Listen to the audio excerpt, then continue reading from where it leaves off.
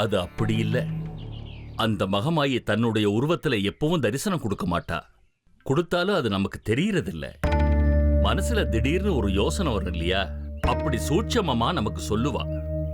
ஏன் அப்படி சொல்லணும்? உங்க மனசுக்கு மட்டும் ஏன் அம்மன் வந்து அப்படி சொல்லணும்? எங்களை மாதிரி ஆள்கிட்ட பேச மாட்டாங்களா? அந்த மகமாயி எல்லாருக்குமே சூட்சமமா எல்லாருக்கும் தெரியப்படுத்திக்கிட்டே இருப்பா. எல்லாருக்கும் அவ எதையாவது சொல்லிக்கிட்டு தான் இருப்பா.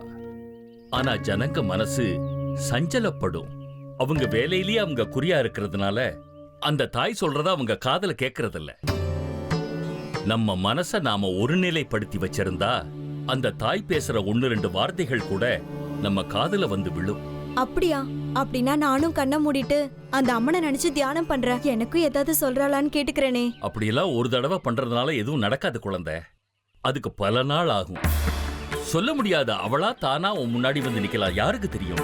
எத்தனையோ கோடி ஜீவராசிகள் இருந்தும் அவ உன்னை தேர்ந்தெடுத்திருக்கான்னா உன் மூலமா அவளுக்கு ஏதோ காரியம் நடக்கணும்னு தானே அர்த்தம். பாத்தியா, அதுக்குள்ள உனக்குள்ள ஒரு மாற்றத்தை ஏற்படுத்த ஆரம்பிச்சுட்டா. எனக்குள்ள என்ன மாற்றம் வந்திருக்குன்னு சொல்றீங்க? உன்னோட பாஷை.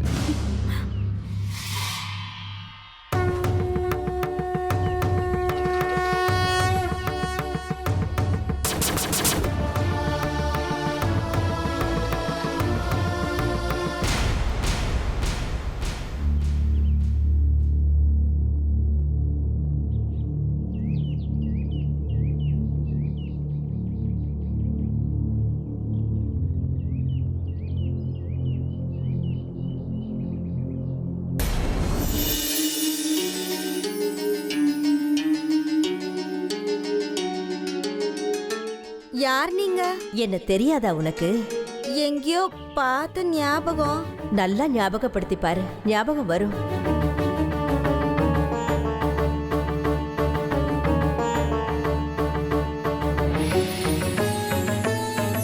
நீங்க யாருன்னு ஞாபகம் வர மாட்டேங்குது.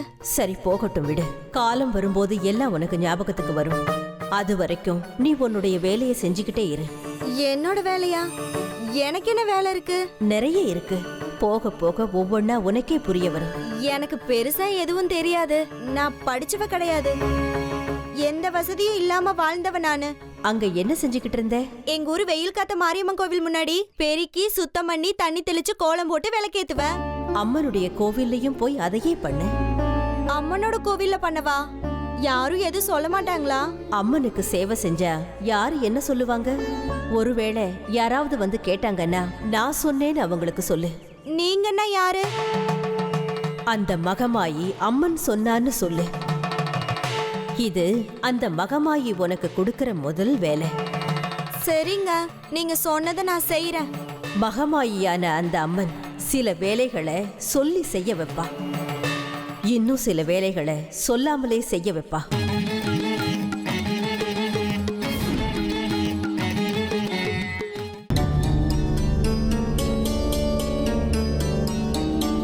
அம்மா லலிதா, மாமா. எல்லாருக்கும் இலைய வையம்மா. இன்னைக்கு எல்லாரும் சேர்ந்து உட்கார்ந்து சாப்பிடலாம். சரிங்க மாமா.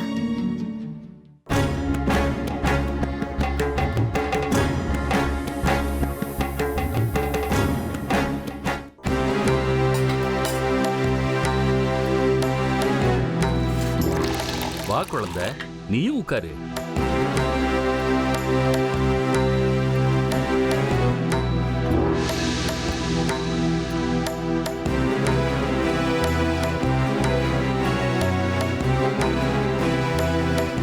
சேகரா, எங்கப்பா உங்க அம்மா? இங்க தானே இருந்தாங்க. எங்க போனாங்க அத்தை?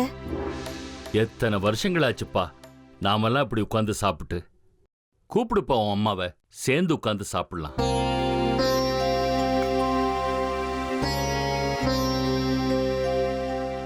அம்மா, இங்க என்னம்மா பண்றீங்க?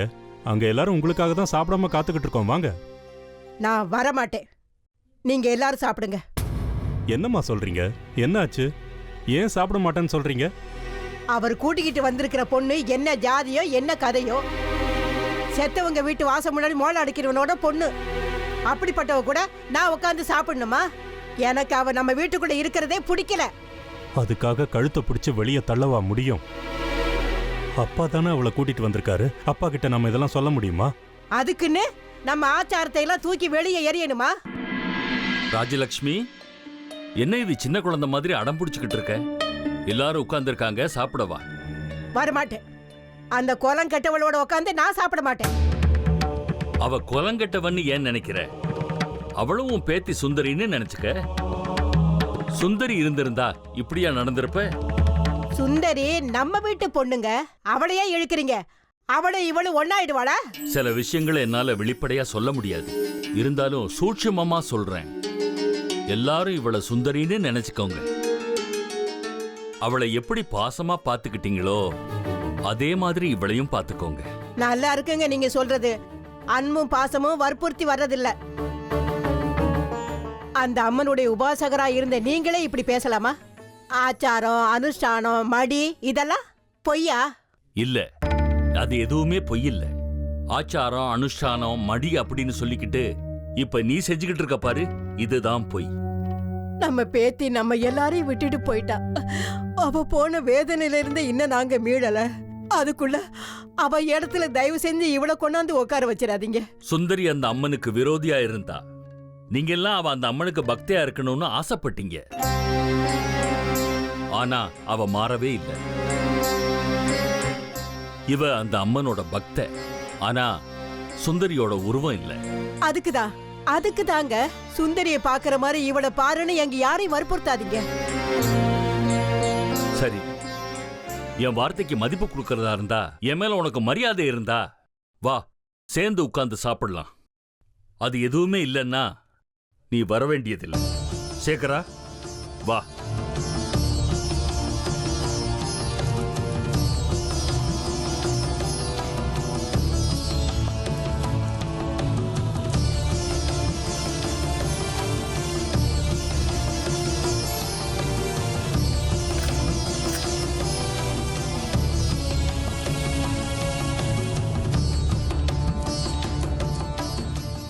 சேகரா, ஆரம்பிக்கலாம்.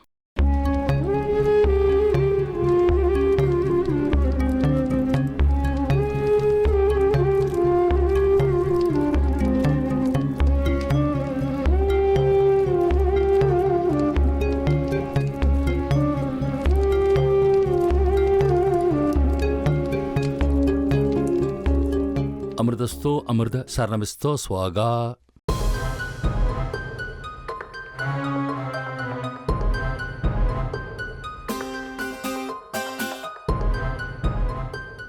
ಅಮೃತೋ ಪ್ರತನಮನೆ ಸ್ವಾಗ.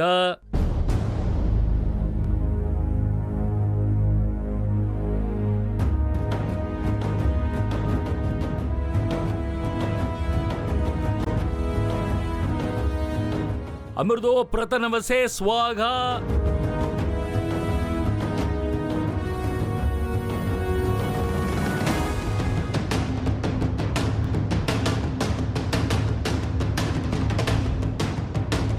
தானவச ஸ்வாகேன்னு நான் சொல்லி முடிச்சிட்டேன்னா நான் சாப்பிட்டு முடிச்ச மாதிரி.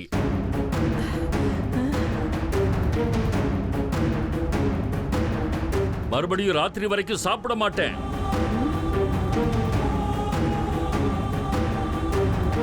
சேகரா, உங்க அம்மாவை கேளு.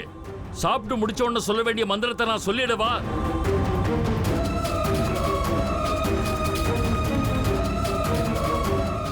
ஏன் என் முகத்தை அப்படி பாக்குற? உங்க அம்மாவை கேளு. சாப்பிட வருவாளா மாட்டாளா? காரி ராட்சசி, இவ இந்த வீட்டுக்கு வந்தாலும் வந்தா என் வீட்டுக்கார என்கிட்ட இருந்து இப்படி பிரிச்சுட்டாளே. இந்த வீட்டோட சூழ்நிலையே பாழாக்கிட்டாளே.